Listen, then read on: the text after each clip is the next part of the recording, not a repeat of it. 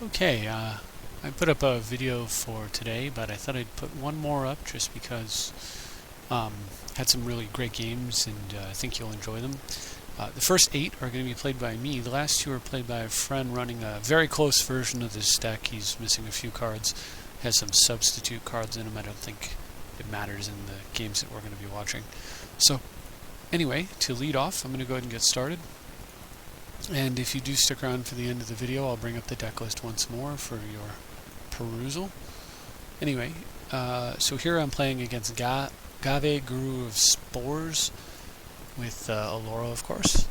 And this is definitely a keeper, especially since I am going first. No, I guess I'm going second. Well, it's still a keeper, but it'd be much stronger going first, obviously. When is it not? Well, occasionally it's not stronger when you're going first, like when you have early land tax. So that's going to pay out pretty well for me if I don't lose all my stuff to aura shards. So this is always a scary permanent to have in play. So I go ahead and just play tax and pass. And he plays Lightning Greaves and has no creature whatsoever, so I can untap Grim and we're in great shape.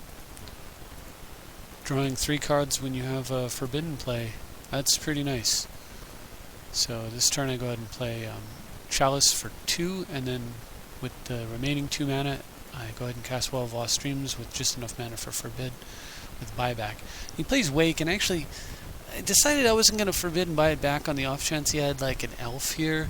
I really didn't want to lose Well of Lost Dreams to stop the Wake.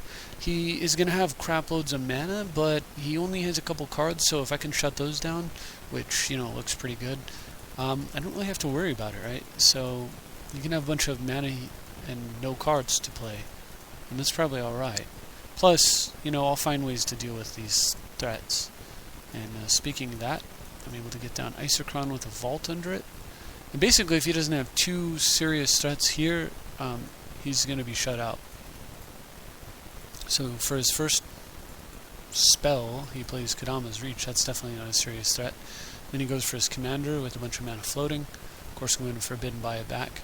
Throw away Snow-Covered Swamp and Imperial Seal because I don't really need Imperial Seal with a Tutor in my hand and a Vault under a Scepter.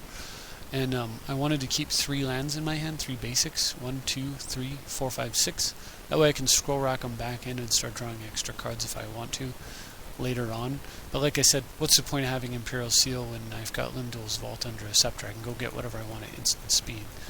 So I go ahead and just set up Mind Twist to ensure that I've got the lock and twist away his hand and then pass.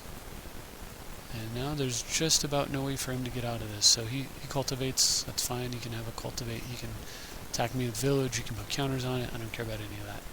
Not enough to do to try to, you know, interfere with it. So I go ahead and Vault end of turn. And seeing a Wasteland, put it right on top. Kill his manland, and this one he's got no cards in hand. Bunch of mana, but nothing. No cards in hand, and I am in complete control of this game. And in light of that, he scoops. So, game 2, my opponent is playing one of the new commanders, Mogis, God of Slaughter. What is this from? Is this Born of the Gods? I guess it is. So, this I thought was worse than it is, but it's still not that great. Your opponent has to sack a creature or take 2 damage every turn. I thought that would have no effect. I was thinking like they have to sack a creature, like if they have one, and it would have no effect if they don't. But rather, this guy punishes them for having no creatures, so it's actually good against. It basically cancels out my life gain, although it won't stop the Well of Lost Dreams if I get that into play. So he gets Bloodchief Ascension to go with his commander eventually, and I go ahead and search up some mana since I've got a mana drain in my hand. But I decide I'm going to just wait and chill. I'd rather get 2 lands, take the risk that he's got nothing too good, and it pays off for me. So I draw and play Tundra, and I'm really hoping it isn't casting serious so I can put mana drain under the stick. Plays his commander though, and I decide I don't want to deal with that. I'm going to take the mana from it and use it to cast Factor Fiction with some mana floating. And for who knows what reason, he goes 5-0. I don't know if he thought this was steam vents or what. I take the 5 pile. And at this point, he's obviously completely done for. So just to avoid discarding, and you know, black-red's going to have targets for muddle, I just go ahead and slip that under there like so. He beseeches for, I thought reliquary, yeah, for reliquary tower. Allows me to get some more lands. And I tap down for Vest and hit a card out of his hand. And at this point, you figure the game's basically over. He's got one more trick up his sleeve, and it's a pretty good one. Gilded Lotus into Necropotence with the reliquary tower out. And just like that, he's in the game. Sort of. Alright, we're going to hide all these triggered abilities and stuff. That's pretty awful to have to see in a replay. And we'll hide his commander. We know it's got 1 counter on it. 6 mana to cast it. It takes 7 devotion to activate his commander, so, you know, even if he played it here, he'd be 2 off. And I reach over to, you know, my opponent's wheel slams a Lotus Necro into play. I reach over and pluck Winter Orb off the top of my deck. How do you like them apples? And then I go ahead and Vest for a card. And now I can just kind of chill. My position's fairly secure by the muddle. I mean, you could play like Ingot Chewer or something, but it's going to be hard for him to get rid of that orb. So he necros for more. He's down to 20. And hello, Gilded Lotus. Thank you. I get myself a copy, and just in case he does have something like the Ingot Chewer, I slam Humility down, so that's one less concern for me, and then I go ahead and Vest for my next target. I actually searched up the copy artifact last turn, in case you were wondering. And he plays an end turn Smelt, so I go ahead and counter, figuring he's probably going to follow it up with more removal, but he doesn't have any. How interesting. So his commander hits, and I figure, okay, well, Vest is dead here. There's the Tezzeret that I fetched. So I played land, Tezzeret, search for 3, and go get Sculpting Steel for yet another Lotus. I hit a card out of his hand, and of course it's going to be exiled, and who cares what it is, it's probably a land. So at this point, I've got the Lotus to activate Muddle. He's going to get to do 2 damage to me since I'm not going to have a creature to sacrifice, but you can not kill Vest. You can kill Tez, or you can make Vest unable to search, but not both. But for whatever reason, he decides to do the damage to me. So he can get a Bloodchief Ascension counter. How foolish is that? And then he plays Mind Crank. So whenever I lose life, he gets to Millstone me for that amount of damage. It's his 2-pronged attack, I guess. Like, horrible and pointless. So when you put horrible, and pointless together, you don't actually get something cool. So here he is with 23 cards in hand and losing. Just because the rest of his deck is probably a lot of removal, which isn't helping him much, and because he's wasting time playing junk like Mind Crank. So he cranks off a couple of mana sources, no big deal there. And doesn't, I mean, again, doesn't kill my... He does the damage to me, not to Tezzeret or Vest, so now I have double Gilded Lotus for the turn. So I play Future Sight with a mana floating, Rainforest off the top, find a Sensei's Divining top, shuffle away Merchant Scroll, go ahead and just search using Vest for Rift, and then Rift him. And now what does he have? Absolutely nothing. And next turn my plan is just slap Karn down, hit his Reliquary Tower, and then he can take those 29 cards and dump them down to 7 and try to win that way. But he doesn't give me that opportunity and dies. So, kind of awesome right there. Here's Locky. You may have recognized him from some of our others. He's got a pretty solid Adric deck, not quite as tuned as I think you'd want it to be, but decent enough. And I keep this because I've got Force of Will and a Vampiric Tutor. Only problem is I was really hoping to draw... You know, if I had drawn a blue mana, I'd be set, but I didn't. So I'm going to have to Vampiric and go get some. So I get Tithe for double blue, play my Tundra. So he decides to play his Edric, equip Jite and swing. I'm really happy because that's one less card in his hand. He could have just played Edric and drawn for 2 cards. So I fetch up Terminus and sweep. So Edric is gone, and I go ahead and play this just to make it appear that I have a mana drain or something like that. Figuring, you know, the life is not as important as the bluff. He is not intimidated by 2 blue and plays Garrick, so I have to force that. So I decide the best play is get rid of Fabricate, keep Tezzeret, and then use Warm Power Stone to play the Tezzeret in just a moment. And he follows up with nothing too bad. So down comes Tezzeret, and Tezzeret decides to give it up for a Well of Lost Dreams right off the bat. Because I figure anything else I do, he's gonna kill Tezzeret anyway. So I might as well just go for a game-winning card. I can use this to draw, and then from there, with Cryptic Command, I should be totally in the driver's seat. He's got Lotus Cobra and Rift fully kicked. Overloaded, rather. So I get down with the Power Stone again. He gets some GT counters, throws down some guys, gets to use his Mosswort Bridge to recast a Witness and pick up another Rift. So I've been rifted once. I've been hit with Edric and rifted once. So I go ahead and just play the Well. I need to encourage him to use the Rift now.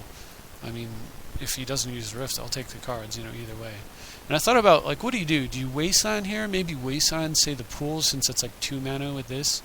If I did 1, 2, 3, you can still double tap the forest. So 1, 2, 3, 4, 5, 6, 7, 8. He's got plenty of mana, and if he draws a land, he'll have even more mana.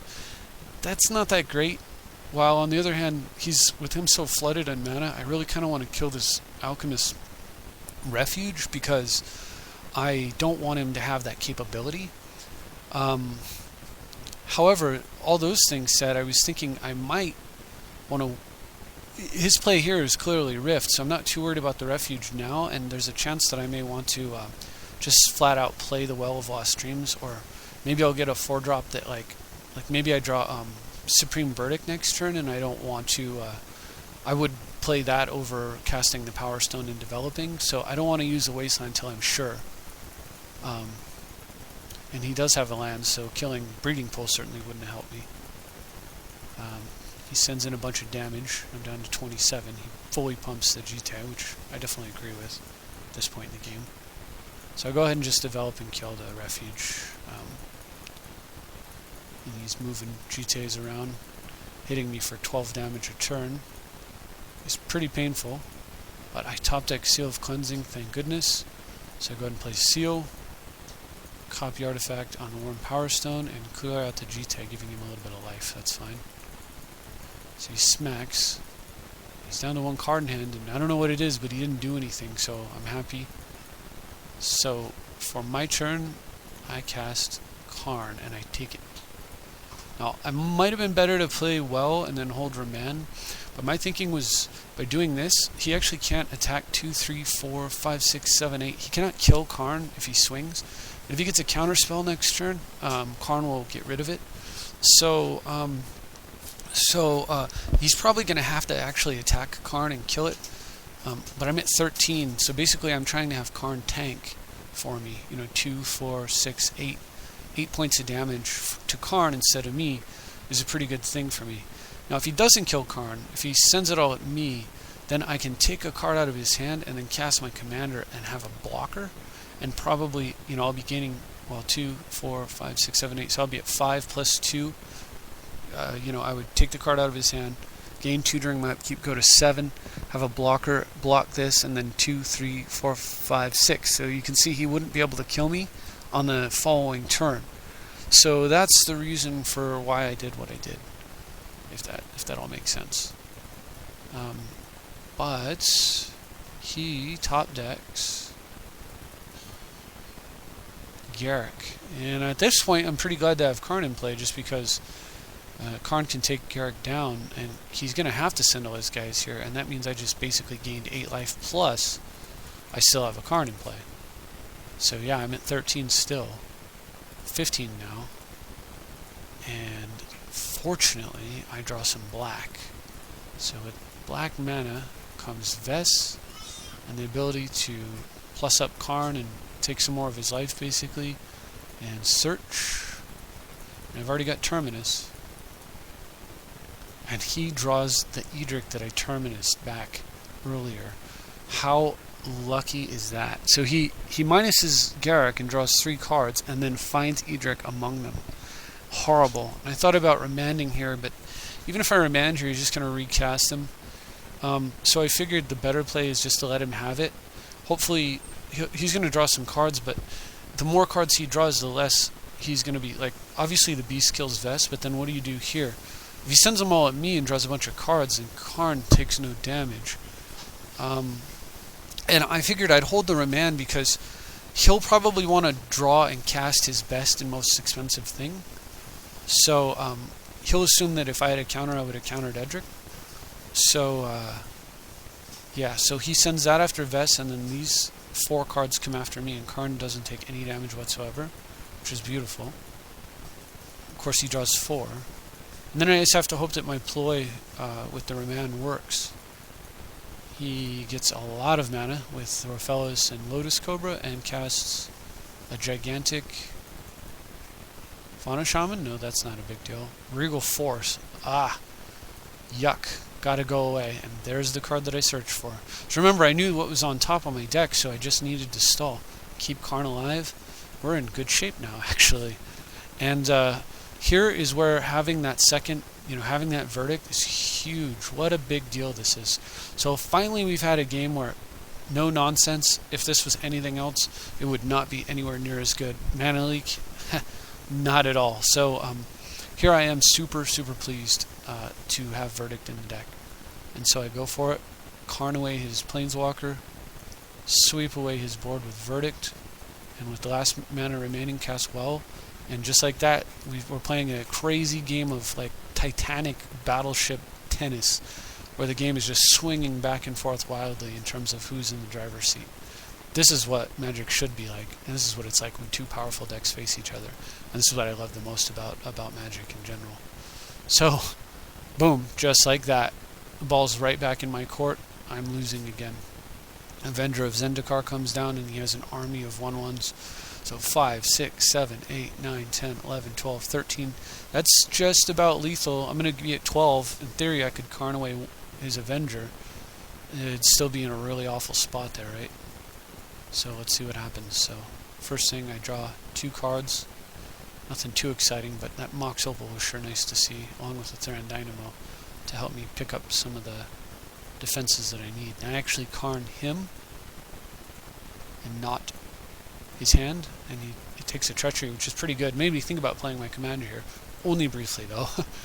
So he goes and casts or plays this, and I had to hope. My only hope was, because remember I remanded the creature who draws cards back into his hand based on the number of green creatures in play. So basically at this point I knew that there was only one possible way that I could win, and that was for him to cast it before he swung, like in search of like say he wants to get Sword of Feast and Famine or something along those lines. So I needed that to be the thing. Or maybe he'd be searching for a way to prevent me from doing, I don't know, Swords of Plowshares or something. He's looking for a counter. So I absolutely needed him to cast it before combat, and he doesn't. But he casts Edric before combat, which works, because that means he doesn't have enough mana to cast that huge thing. And I just need him to not draw this many cards. So I go ahead and counter Edric and tap all of his dorks. No problem losing the card since I've got Well. And remember, so far he's rifted me twice this game, and everything else that's happened. This was just such an epic and awesome game. So he gets Solemn down for even more mana, and Bicker Guys. So it's all lethal next turn. And I do the math and figure out that I can draw 2 cards here and be okay. And then I lock into a Merchant Scroll, which is even better. So I take 1 card from him, getting his island, leaving the big guy who draws cards for every green creature you have in play. So that's the only thing in his hand now. And because I have just the right amount of mana, go get Rift. So I've needed every single sweeper I've got to stay in this game. So now he's got the plant making thing and the creature thing that draws if you have the plant making thing draws 1 billion. But Karn is at 11. We're getting there. So he plays the plant making thing in a land, so we know that we know what the other card in his hand is. We just don't know what the last card is. Oh wait, no, we do. It's Solemn. So we know he has Solemn and the card drawing guy. So we pass for the turn, draw some cards off of that. Perfect. Tons of mana. That's exactly what I want. 15 on Karn now, and I got the Regal Force out of his hand. So now, with 15 on Karn, which I think he should have held off on the Solemn there for that reason, I am able to play a Mox, Transmute for Demonic, Demonic for Will, Yawgmoth's Will, black and 2, and then I have 1, 2, 3, 1 floating is 4, and I can play a land. I play the Wasteland, that's 5. Tap and cast Supreme Verdict. I think I play the Wasteland, maybe not though. Nope, I would actually have to play a sack land for the 5th land, Supreme Verdict, and then Vampiric Tutor, and he would have top decking mode only, but he would have to find a way to draw. He would have to rip Terastodon or something right off the top, and if he didn't do that, Karn's ultimate goes off, and then Karn's ultimate gets me all this good stuff. Karn, and Karn. So I get to start a game with all this in play. Carrick, Regal Force, yeah, I'll be drawing 8 extra cards. That game would be so over. So how amazing was that? I don't know, that has to be one of the coolest games ever. Sweepers galore, and I hope you enjoyed that one. So I'm going to carry on with the rest of my games. Unfortunately, we only played 1 game. I guess it was all he had time for, or maybe losing that game was too frustrating for him. So now I'm playing against Daxos, and I've got a pretty ridiculous start against Daxos. I get turn 2 Shackles activated, ready to take his commander. Turn 3 land. He plays Lutero Core. I will happily snag that guy. Oh, maybe we bug out. I don't know what's going to happen here. Pretty sure he also played a wall. Doesn't matter anyway. He plays a wall, the 0-4 that draws a card. I snatch his Looter, and then start drawing and swinging, and I can't remember. I found some yummy goodness to go with the workshop, and whatever it was that I had was too much for him. He gives up. So that was game 1, and then in game 2, I have to mulligan. And this is not really a great hand. I don't know if I keep that. No, yeah, I mulligan again. So I didn't have any way to go early tutor or for something broken. So now I go ahead and get myself some development. And even though I've double mulliganed and Imperial Sealed for minus a card, I'm doing great. And then he decides that I should be doing even better by playing a card drawing engine for me to go with all my mana. So I go ahead and screw up a little bit.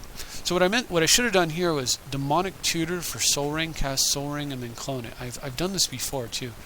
So I did it in the exact opposite order there. Oops. Oh well. So he gets out Azorius Guildmage. He's definitely losing this game here. So I start taking some damage, but not a big deal. And it looks like we're gonna bug out again. Yeah, we're gonna bug out again. Alright, well, apologies for that, but I'm gonna have to just wrap that game up. Anyway, I'm pretty sure that what happened was during the upkeep I Mystical Tutor, one of these was Mystical, and I Mystical for Mind Twist, and I Mind Twisted him for 6. Then he played this guy, put Greaves on it, swung, and hit like Brainstorm, and he Brainstormed, and ended the turn, and then a couple turns later, like, he has no chance. I think I played Vess, and I go get a sweeper, and I sweep everything away, or whatever. Anyway, I forget, but no big deal there. I'm just glad that amazing Edric game came through. So here I'm playing against Terrorist, the terrible pun, ye of the terrible puns. So I've got a pretty good hand here, not a great hand, but I'll take it. And I'm going first. First turn tax. Second turn I just don't do anything. No, he's going first. And he dresses away a Hinder. Not what I would have chosen, but okay. So now I'm able to tax up. And I go ahead and just strip mine his black, his dual land. Figuring that he probably, I mean, he's down to 5 cards already. Might as well put some pressure on his mana base. And pass for the turn. He brainstorms into Soul Ring, and all of a sudden that copy artifact's looking really nice. That's why we play it. So I go ahead and grab a couple of lands. Peel a mana drain, totally awesome. And then copy his Soul Ring and play a Coalition Relic. So he's able to get down with Prophet of Crufix. But he's down to 4 cards in hand, and I'm loaded and filling even further. So down comes Teachings, or Tutelage rather, and then I declare my combat step. After combat I go ahead and fetch a Spell Crumple since he was so concerned with Hinder, and then pass.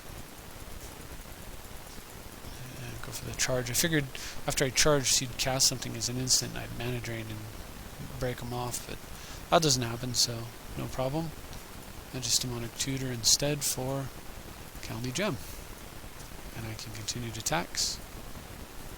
And end of my turn, he goes for a play. I figured he would, and I mana drain it, which is why I didn't tap any mana before, because I wanted to leave 5 up so that I'd have Spell Crumple backed up by a mana drain. And assuming that he's not going to do anything I can't rift away anyway, I go ahead and just charge, and probably won't do anything at all. Most people who can play instants think that what that means is play every spell at the end of your opponent's turn. And what it really means is play your spell when you have the best window of opportunity, which here would have been right when I'm charging my mana. Slip it in while I have 2 mana. He knows I have a 3 mana counter. He should have cast this guy right there. I mean, he doesn't know what the rest of my hand looks like, but that's the thing to do, you know. See that a lot. It's definitely not correct to say always play instants at the end of your opponent's turn. That's what you tell new players until they so that they can stop sucking really badly at the game. But after you've been playing for a while, you need to use some better sophistication than that for sure. So anyway, I'm mulligan into this, and you know, it's acceptable. It has top. It's got orb. So my opponent gets an early Selesnya Guildmage. Not too worried about that with an orb out. And I see this, so I go ahead and take swords. Pass. He plays Greaves but misses a land drop, and thanks to him missing a land drop, I thought I was going to be able to swords maybe the village, but I'll take that. So I go ahead and search and top. Setting up a scroll rack, which I then use immediately. Get a much better hand. He's still missing land drops, so spout over now. So I go ahead and get Humility, and prior to playing Humility, I get Trinket Mage and a Soul Ring, and then activate Scroll Rack,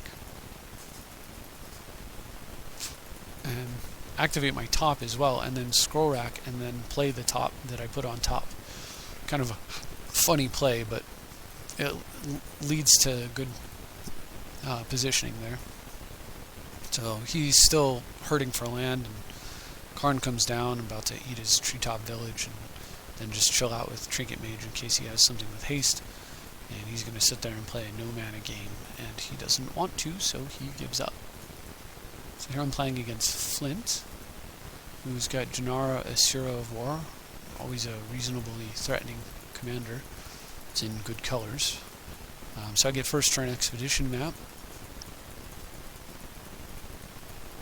Second turn Tundra, and he's got Terramorphic Expanse, which gives me the perfect opportunity to fetch an Ancient Tomb and play turn 3 Jace and start drawing.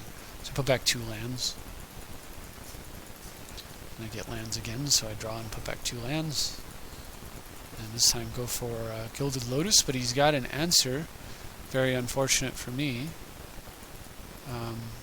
Miscalculations, so it slows me down. And then he has Preacher, which is not any kind of answer for me, so that's good. So put back 2 lands again. And down comes the big man, Karn. And I go ahead and just hit his hand, because he's down to only 3 cards in hand. And so I can take a third of his hand away. The other option was to take one of his mana sources and then leave allow him to attack Karn and take it to 2 counters. But I figure this way, card's huge, and no matter what he plays here, unless it's like Oblivion Ring, I'm gonna Karn away whatever he might play. And even if he has a card like Oblivion Ring, I've got 2, 3, 4, 5, 6 mana and a Mystical Teaching, so I can just go get Disenchant. He plays Revile Arc and attacks me. I think that was a misclick, but you know, whatever. I don't think Karn can take a point of damage. So go ahead and bounce Revile Arc for tempo, and then Karn away his Preacher, and play Vess and hit his hand again. So now he's just got the Revile Arc in hand. And I held up a counter in case like he discarded something where I would want to counter Revile Arc to prevent his guy from coming into play. He did not, so when he plays Revile Arc, I just let it slide. And then during my upkeep, I know I didn't want the top card because of Jace, so I go fetch his Swords. And then +2 Jace and Sea of Tidings, which I put on the bottom of his deck. Plowing Revile Arc, Karning a land, and searching with Vess. He gets nothing serious. I mean, now if that Encroaching Waste was actually a Wasteland, he could have played Wasteland on my, say, City or Underground and then cast his commander, but since it's not, he uses it to kill. It's not even a Dust Bowl. He uses it to kill Ancient Tomb. I'm sure at some point he'll upgrade it to one of the other cards when he's able to. So, yeah, I fetched Hinder just because, like, at this point his commander is pretty much all he's got, and by getting Hinder he doesn't even have that.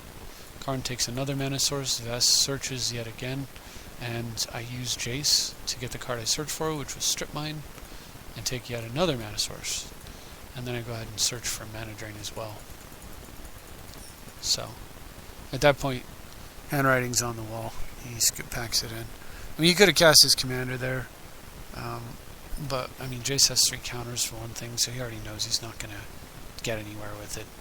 And I just search for Mana Drain, so, yeah, why bother? I think Scooping's right. And now, for something a little different, I was watching Scoot play.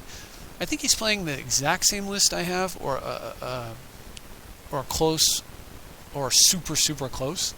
So I get to watch somebody else play this deck, and it's really interesting to see how other people make their decisions when they're playing. I don't know if we're going to see, we're not going to see any hands here, just the size of them, 8 and 7. So it's a little bit more a nail biter, like when you don't know what the other, what people could be doing. So this guy goes first and discards a Kaiba Gang Shinobi, and then on his second turn reanimates it. He's got a 3/2 that makes you discard 2 cards per turn. And here I saw Watery Grave and I thought he had Vampiric or something, but no. What he's got is Trinket Mage. So no problem, 3/2 blocked. That works. Only this guy's got Cover of Darkness.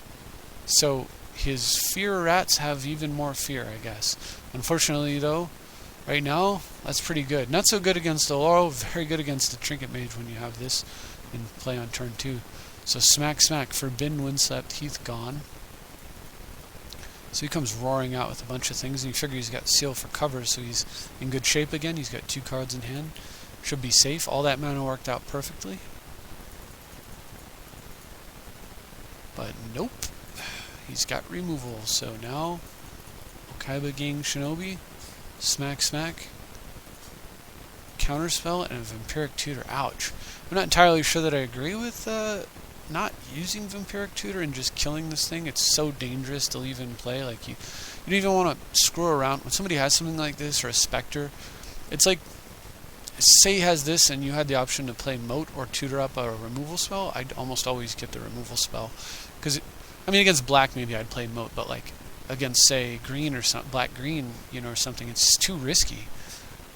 But he decided to take the risk, and it does not pay off. So he's down 4 cards. He has nothing in hand except for whatever he drew. In goes Shinobi again. What he drew is Limdol's Vault. So he vaults, who knows how many times, and says go. 3, looks like 20 cards down. He found what he wanted. This guy plays Skull Clamp and clamps it up. And he makes one small misplay as far as I'm concerned. One thing that I wouldn't do. He goes and fetches swords. And here's the thing. If you're going to make a play, no matter what your opponent does, do it immediately. Do it immediately or do it when they're tapped out. Don't let him draw cards. But he doesn't follow that rule, and we'll see what happens. So he says go. The guy sends with Shinobi and he plays Pasha. So basically all he did was he said, I'm going to sword your guy no matter what. But I think that you should have extra land and another card in hand before I do it. So that's not a good plan. So the guy in response tendrils his own guys to trigger Skull Clamp. So now the play is probably Seal cleansing the Skull Clamp. But he decides that he wants to save Seal for something else. So the guy gets to draw 2 cards there. So that was pretty nasty. And then he plays Ichor Rats. Infect. That's not good. But there is a Mystical Teachings in the graveyard, so end of turn. He Teachings for Enlighten, and Enlighten for Staff of Nin. And down comes Staff. And again, I say kill it immediately. Don't let him have any kind of weird, funky giant growth effect, instant speed, enchantment to protect it, and then you're fucked because, it's a gigantic infect thing or whatever. But he waits it out, so it dies. At least he doesn't go into the blocking stuff. If somebody attacks you, always kill their thing before blockers are declared, so that they can't. If you wait for blockers to be declared and you declare no blockers, then that opens up the possibility that when you try to kill the thing, the opponent can ninjutsu. So yeah, always whenever you're facing creature deck, always kill it prior to declaring no blocker. So then Septic Rats comes down. That's another beating and a half right there. And then for whatever reason this guy Skull Clamps it, which is super helpful because now the thing can be killed easily. And Well of Lost Dreams, Winter Orb, and suddenly this game is over. You got to draw 2 cards off the clamp. He's drawn 4. So this guy's drawn 4 extra cards off a Skull Clamp, and made Scoot discard 5 extra cards. So he's drawn 4 extra, and Scoot's discarded 5 extra, and the game's not even close. How amazing is that? I love this deck so much. So he gets Mox Opal Sculpting Steel, and now he's got double Staff and Nin, ready to pow anything that the guy can play.